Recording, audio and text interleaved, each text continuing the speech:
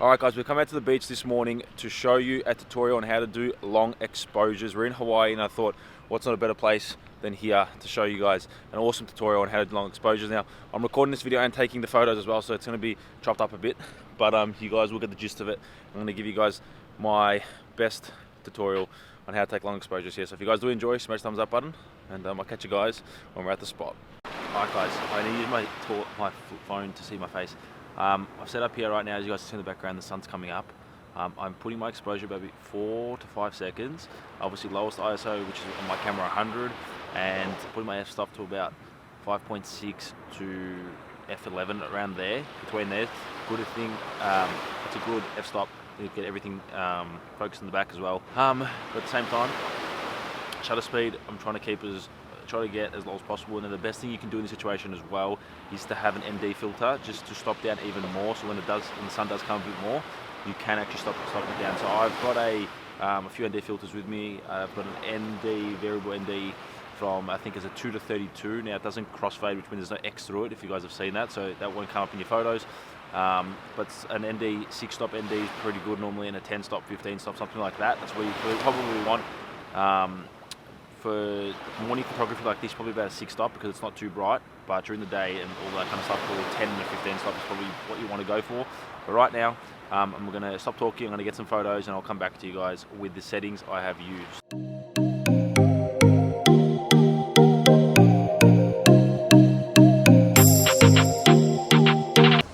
Alright guys, I'm recording this on my iPhone right now. It's in 4K wide angle camera, just so I can show you guys the settings I am using. As you guys can see, the sun is starting to come up now. If I flip around, I do have my ND filter on the front of my camera, and if I do turn my camera on here, you guys will see the settings I'm currently using. So I'm on f-stop of f9, I've got exposure of 8 seconds and iOS 100. I've manual focused in the background. If you guys see when I zoom in here, it's manual focus in the clouds there, just in the distance, and I'm just trying to get a bunch of different shots. So far you guys can see the different types of shots I have had, and just experimenting, because the whole part of this is trying to get here with enough time so you guys can play around with the settings you want to get the best shot. So right now I'm going to keep playing around with the settings I have using now and see what I can get, changing my filters, and I'll come back to you guys shortly.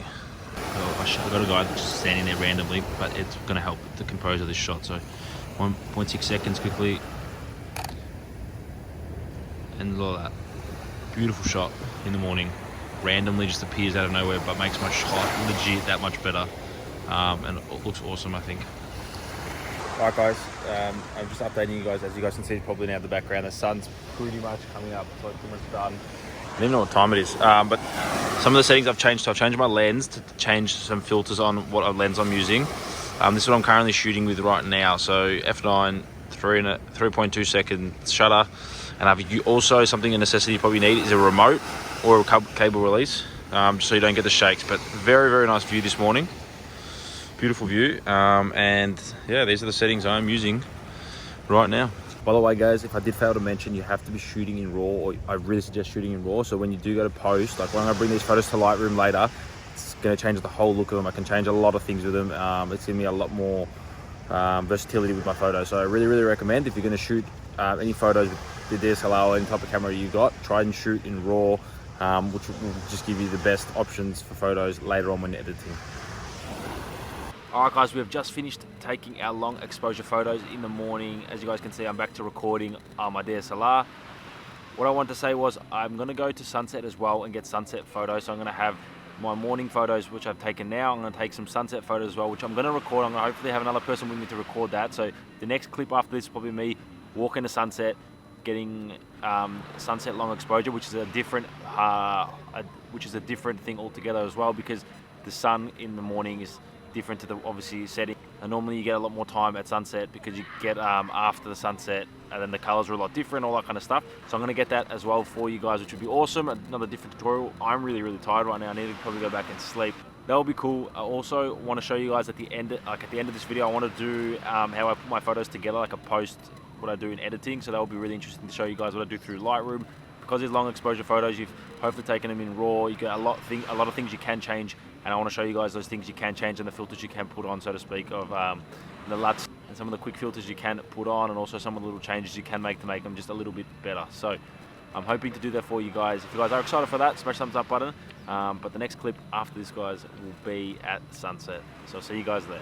All right, guys, we have come out here for part 2 of the video. We're heading down to Magic Island. We're about 5 minutes away from setting up to get long exposure sunset photos, and it's starting to rain a bit as well. So we're gonna try to get out here as quick as possible and head down to the spot. So I'll see you guys when we're there. Alrighty, guys, we've made it down to Magic Island now. I don't know if you guys can tell from the view behind me, but it's actually raining and it started to rain. So I'm still gonna set up my tripod, but I'm gonna switch over to my iPhone in a minute, just because I got the mic on top, and if the mic starts getting wet, then it's gonna sound terrible. But we've got a view behind us that we're going to set up for, and yeah, we'll catch you guys when I'm setting up. Alright, guys, we're just about to set up now. As you guys can see, I forgot to mention in the first part of the video that you need to have a tripod with you when doing a long exposure, because if you don't have a tripod, that your shot's going to be shaky, or something just to put the camera on. A lot of the times I obviously have my tripod with me. If you don't have a tripod, I always look for something like a rock or a chair or something that's going to hold your camera without it moving. So first things first, you need your ND filter, which I've got mine on my camera right now, so I'm not going to obviously show you that part of it, but you need an ND filter. And like I said at the first part of the video, you also need your remote, which I have in my bag as well. So I'm going to set up my camera now. The rain's still here, if you guys can see. I don't know if you can see, I don't know if it's hitting the lens or not, but the rain's still somewhat here. The sun's just set right now, and we're going to start to get the long exposure. Now, the best part of the sunset long exposure is that there's different parts of the sun. So in about half an hour's time, more colors are going to come out of the sun than there is at sunrise. So normally you get your pinks, your oranges, and your yellows are going to come out as well, and a lot of the blues. So it look really nice. I've got my wide angle lens on my 10-18, and we're going to get some nice long exposures. To show you guys, this is where we're filming the long exposure sunset. So as you guys can see, we've got a bit of foreground here. We've got a bit of foreground here and the background, and obviously the sunset as well. So it looks pretty nice with the wide angle lens. It should turn out very crispy. Quickly before I forget, I'm also going to switch over to my iPhone now. So if the quality does drop, it's because it's on my iPhone. It's still going to be in 4K, but it's just not going to be as high quality as this. So in 3, 2, 1. All right, guys, I'm just going to show you the settings I am using for doing a sunset. So it's a bit different to what I used for sunrise. So I've got my exposure a lot longer. So if you guys come down here, you will see that I have my ND filter on. I think that's an ND 32 right now, the maximum exposed variable ND. I've also got these NDs. I don't know what they're even called. I don't know. They're square NDs. They're not even meant for this. It's meant for another filter set, but I've just taken them. And you're not supposed to do that. You're not supposed to do it like this, because it's gonna probably increase the. It's probably going to increase the shake in your footy, in your photo and result. So I wouldn't recommend doing this, but right now this is how I'm going to do it. So you guys will see how overexposed it is right now on my screen. I've got a 20-second exposure at f10, also ISO 100. Obviously manual focus into the distance. And I'm just going to put these filters in front, and I'm just going to hit the remote. I'm just going to hold these as steady as possible to try and decrease the shake within the photo. And then you guys will see in about 20 seconds time the photo that will come out of this. Alright, guys, it's been 20 seconds and I have got my photo here. You guys will see it on screen. This is the unedited photo that we did get. So it does look a bit dark, but once I've put it through post-processing and Lightroom and all that kind of stuff, I'll be able to brighten it up a lot.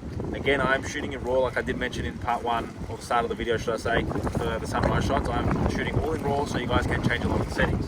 So what I'm going to do now is change my exposure to 30 seconds and see what that looks like.